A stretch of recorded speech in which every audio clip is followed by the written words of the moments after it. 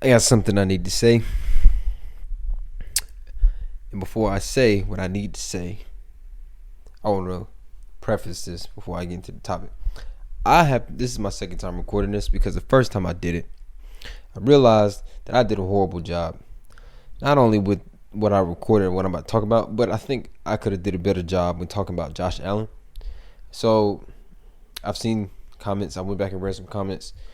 Not necessarily like what I know I need to do is not necessarily come up with a script because I don't do well with scripts. I don't follow my script. I even wrote a script for myself when I first started a podcast, and I didn't do a good job of keeping up with that. So I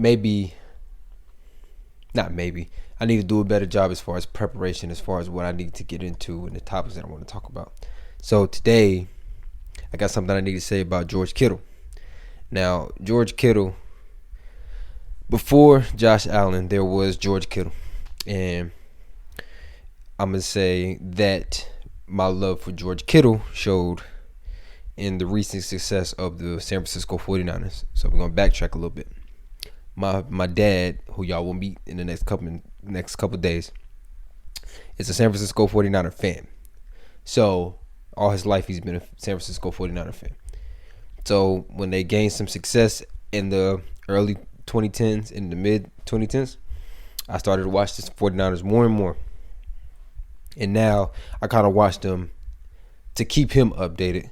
Even though he says, he'll come out and say, oh, I'm not a fan. He's still a fan of the 49ers. So I will watch them and keep up with them. So in the last 3-4 years, George Kittle has shown up and showed out. And he has made me a fan, not only of his play, well, yeah, mainly because of his play, but his personality off the field. He's a wrestling fan. I love wrestling. And he just seems like a positive guy all around from what I've seen. So, but let's talk about his play. So, he had, 1,300 yards, almost 1,400 yards a couple years ago. And ever since then, quarterback play and injuries have kind of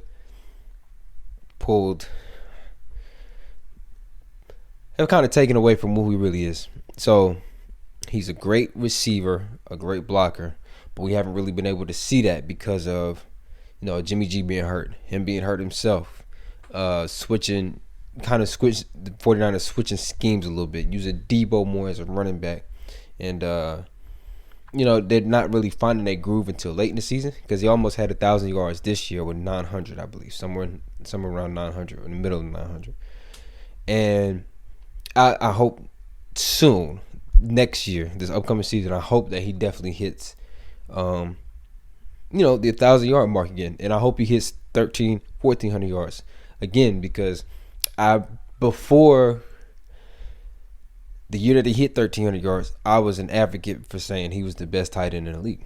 I really believed it. Now, Travis Kelce has overtaken him when it comes to that. And a couple of people have, done so as well.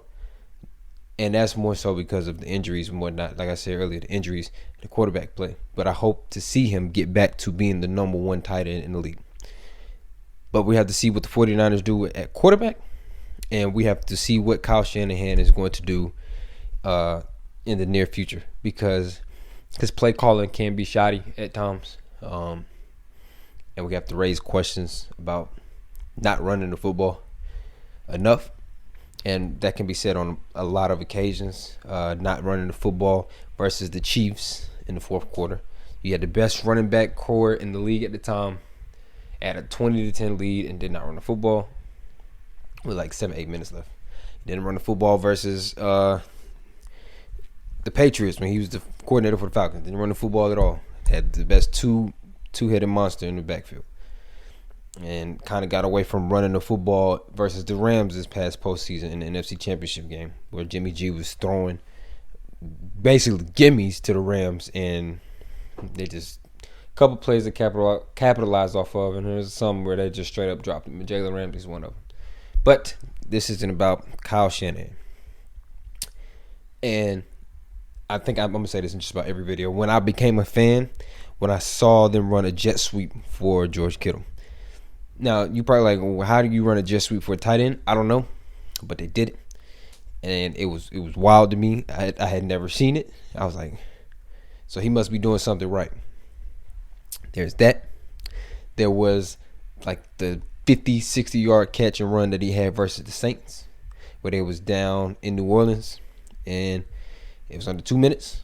There's under a minute left actually, and he caught like an out route, took it like to the other 30, got a face mask, pushed the dude off. He did all that, got the first down. They got the dub. This is the year they went to the Super Bowl. That's what it was.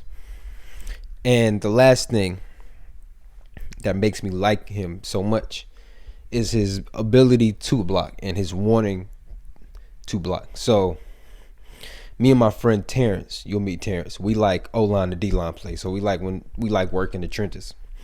So I like when somebody can block and gives me effort on, like, when it comes to blocking. And George Kittle is one of those guys. If you watch one of those NFL mic'd up videos and George Kittle is on the mic or, it's blocking somebody on the mic, you'll hear him laughing. And you'll hear players talk about how he likes to block. And you can see, he doesn't get, you can hear he doesn't really get, how do I put this? He doesn't get caught up in not getting the ball a lot. And I really appreciate him for that. The game where they only had 8 passing attempts versus Green Bay in the NFC Championship game. Everybody knew what was coming, and nobody was upset that they weren't throwing the ball. But it was like, how many more times are they going to run? Let them do them. Because the Packers couldn't figure it out, and the Packers defense has always been trash. But George Kittle is my guy. I've been on the bandwagon for 4 years. Yeah, 4 years. Pretty much since he got to the league. I'm probably going to ride that wave until he retires. So that's all I really got to say about that. Upcoming, I have the draft. Me and my friends are going to talk about the draft on Thursday. So today is April 12th.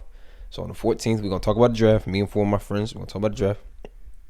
And then earlier on Thursday, I'm going to record reactions to the NBA play-in games that are currently going on right now with my dad. So I'm going to have like 6 or 7 videos from those 2 things. And it's going to be a lot in this upcoming week because I got a lot coming up and I need to just have videos ready. And I want to do that so I can get my schoolwork done. So, pushing for a lot. But I want to say thank you for watching. If you made it this far, I want to say I love you. I appreciate you. Go and have a great rest of your day, and I'll see y'all when I see y'all.